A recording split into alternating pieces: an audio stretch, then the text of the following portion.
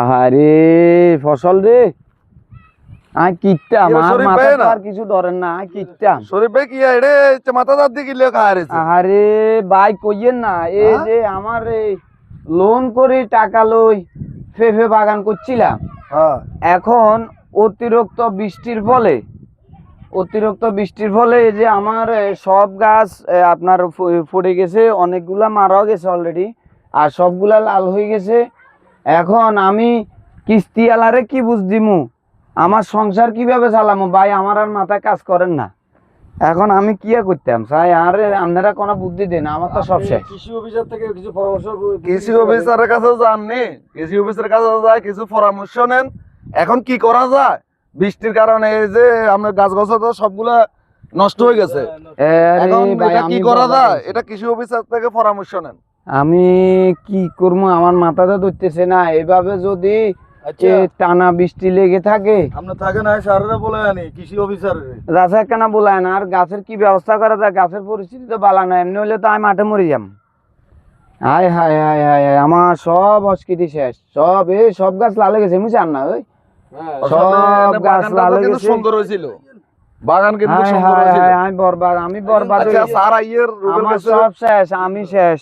রুবেল গেছে স্যার তো স্যার আইছে, আমার স্যার আইছে, স্যার আইছে। আসসালামু আলাইকুম স্যার, আমি শেষ, আমি ভালো নেই।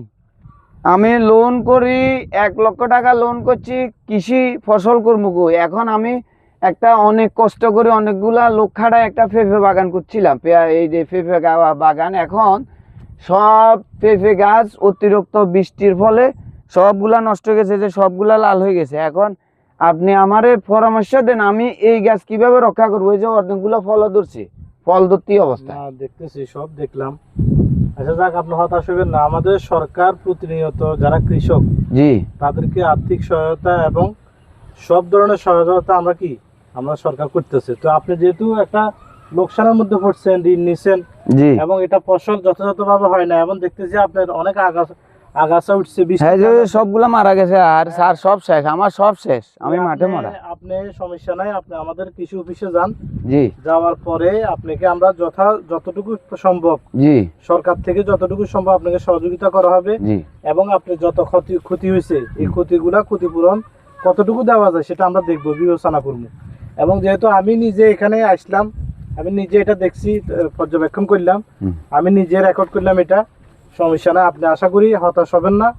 দেখেন, আপনারা কষ্ট করেন বিদায় আমরা এই যারা আমরা জনসাধারণ আছি, আমরা খাই ফুরে বেঁচে থাকি আপনাদের কষ্টের জন্য।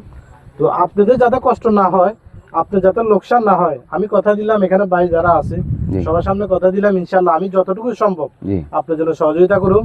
আপনি একদম আস্থা রাখেন আমার উপর, কোনো টেনশন করিয়েন না, ইনশাল্লাহ চলেন। অসংখ্য ধন্যবাদ। আমি